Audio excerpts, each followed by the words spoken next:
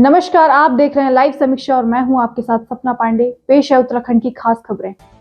नानकमत्ता साहिब में कार सेवा डेरा का संचालन करने वाले बाबा तरसीम सिंह को गुरुवार की सुबह मोटरसाइकिल से आए 2 अज्ञात हमलावरों ने गोली मारकर गंभीर रूप से घायल कर दिया।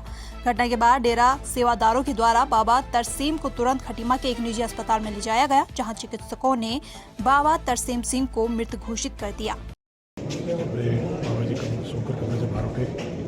6 बजे के आसपास कुछ अज्ञात लोग आए डेरा कार सेवा में, उनके द्वारा बाबा जी पर गोली चला दी। तत्काल सेवादार उठा के स्वास्थ्य का हॉस्पिटल करीबा लेकर आए। डॉक्टरों ने टीम ने निरीक्षण किया, उसके बाद हुकूमत को तो जाँच का विषय है। उसमें क्या CC कैमरे लगे हुए हैं, जाँच का विषय है, जाँच होगी। तो संगत को भी पूरा विश्वास है कि इसका खुलासा होगा, जल्दी ही लोग पकड़े जाएंगे तो इसका अंजाम देंगे। पौड़ी जिले के एक राजस्व गांव से एक गांव के ही व्यक्ति द्वारा महिला के साथ बलात्कार किए जाने का मामला सामने आया है। राजस्व पुलिस से मिली जानकारी के अनुसार वीरान जगह पर महिला के साथ गांव के ही एक व्यक्ति द्वारा बलात्कार कर देने की शर्मनाक घटना को अंजाम दिया गया। साथ ही महिला के गले से चेन लूटकर जान से मारने की धमकी भी दी गई। महिला का मेडिकल भी करवा लिया गया है। साथ ही मामले की गंभीरता को देखते हुए मुकदमा रेगुलर पुलिस को स्थानांतरित किया जा रहा है। 25 तारीख की बात है, होली का दिन की है। बकरी में जा रखी थी, वहाँ गधेड़ा था, वहाँ कोई नहीं था। वो चुपचाप पीछे से आया और मुझे खाली में गिरा दिया, धक्का दे दिया। उसने इसी मेरे गले की चीनी घोट के मेरे को धमकी दे रहा था। फिर उसके बाद उसने मेरे तलवार भी फाड़े और मेरे साथ बलात्कार कर दिया। जी, पट्टी हादसे 3 का मामला था और पीड़िता की शिकायत पर जो है मामला पंजीकृत किया गया 376, 392, 307, 506 और IT एक्ट 66E में, और तुरंत कार्रवाई की गई। और उसके बाद रेगुलर पुलिस को जो है मामला आज हस्तांतरित हो चुका है, पत्रावली उनके सुपुर्द की जा चुकी है। अग्रिम कार्रवाई जो है रेगुलर पुलिस के द्वारा की जाएगी। स्थिति खराब थी, वो अभी भी हॉस्पिटल में एडमिट है। उनके कमर में चोट लगी थी, वो चल फिर भी नहीं पा रही थी। उनका जो है हम लोग उनसे पूछताछ करने उनको ग्राम में ही गए, उनके मामला पंजीकृत किया, उनको एडमिट करवाया, उनकी मेडिकल जांच करवाई गई है। जैसे कंट्रोल रूम से भी फ़ोन आया, उनके परिवार से उनकी बेटी का फ़ोन भी आया, उनकी बड़ी दीदी का फ़ोन आया, तो हमने तुरंत कार्रवाई की। उत्तराखंड वानिकी प्रशिक्षण अकादमी हल्द्वानी में वन आरक्षी परीक्षार्थी सत्र के अंतर्गत 94 वन आरक्षियों के सर्टिफिकेट कोर्स के 6 माह की अवधि आज पूर्ण हो गई है। इस प्रशिक्षण कार्यक्रम में राज्य के 94 वन आरक्षियों को वन वर्धन, वन वनस्पति, वन मापिकी, वन अभियांत्रिकी समेत तमाम तरीकों से प्रशिक्षित किया गया।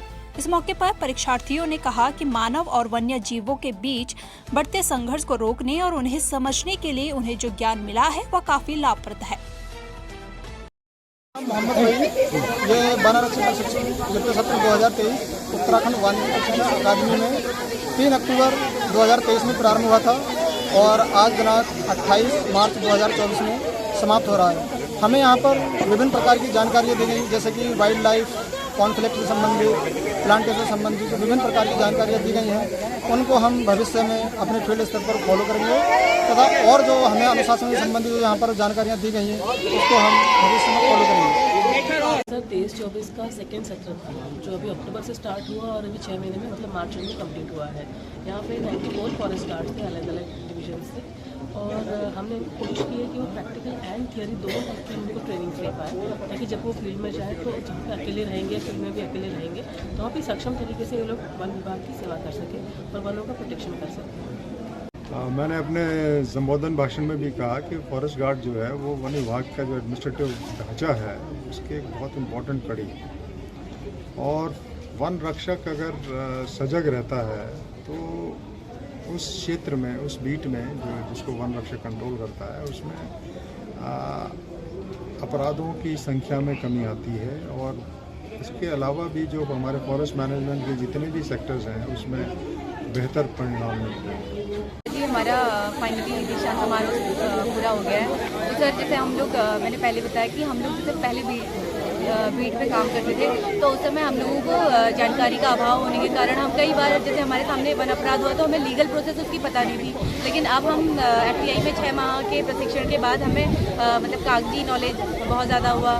बाकी हमारे फील्ड स्तर पे हमें मतलब प्रायोगिक तौर पे भी बहुत सारी चीज़ें हमें बताई गई। यहाँ पे हमें GPS कैमरा ट्रैपिंग वगैरह की जानकारी, कंप्यूटर की शिक्षा बहुत अच्छे से, वाइल्ड लाइफ प्रोटेक्शन किस तरीके से करना है, किस तरीके से हमें अपनी ज़मीन, जंगल और जानवर को बचाना है, उसके बारे में संपूर्ण जानकारी दी। मेरा नाम सर कविता रावत। लोकसभा चुनाव को लेकर लागू आदर्श आचार संहिता का उल्लंघन पौड़ी जिले में खुलेआम किया जा रहा है।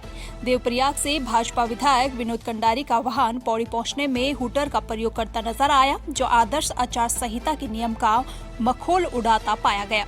जबकि इससे पूर्व पौड़ी विधानसभा से भाजपा विधायक की गाड़ी में हूटर लगा हुआ था, जिसे शिकायत के बाद उतार दिया गया। इन सब के बावजूद भी निर्वाचन विभाग और पुलिस प्रशासन की टीम कार्रवाई में ढिलाई बरत रही है, जबकि जिला निर्वाचन विभाग की टीम को लगातार ही आदर्श आचार संहिता उल्लंघन की शिकायतें मिल रही है, जिससे प्रशासन की कार्यशैली में भी अब सवाल उठ रहे हैं। देखिए, जैसे ही MCC लगा था, MCC लगने के उपरांत इलेक्शन कमीशन के ये इंस्ट्रक्शंस थे कि जितने भी बोर्ड्स हैं, बैनर्स हैं या कोई सिक्योरिटी प्रोटोकॉल्स हैं, वो सब जो है उनकी डिफेसमेंट हो जाती है, वो हम लोगों ने करवा दी गई है। अगर कहीं किसी एरिया में अगर इस तरह की शिकायत आ रही है तो उसको मैं पर्सनली देखूँगा और उसको इंश्योर करवाया जाएगा। ये प्रकरण जो अभी आप मेरे संज्ञान में ला रहे हैं, उसको ARO के माध्यम से दिखाया जा रहा है और ARO के माध्यम से जो भी नियमानुसार आवश्यक कार्रवाई की जानी की जाए। लक्सर पुलिस ने लोकसभा चुनाव के मद्देनजर SSP परमीन सिंह डोभाल के निर्देश पर शराब तस्करों के खिलाफ कार्रवाई करते हुए एक शराब तस्कर को गिरफ्तार किया है, जिसके कब्जे से पुलिस ने 40 लीटर अवैध कच्ची शराब और एक स्प्लेंडर मोटरसाइकिल बरामद की। आरोपी गंगाराम पथरी थाना क्षेत्र के भोवापुर गांव का रहने वाला है। पुलिस ने आरोपी तस्कर के खिलाफ आबकारी अधिनियम एक्ट के तहत मुकदमा दर्ज कर लिया है। ऐसी खास खबरों के लिए बने रहिए लाइव समीक्षा के साथ। नमस्कार।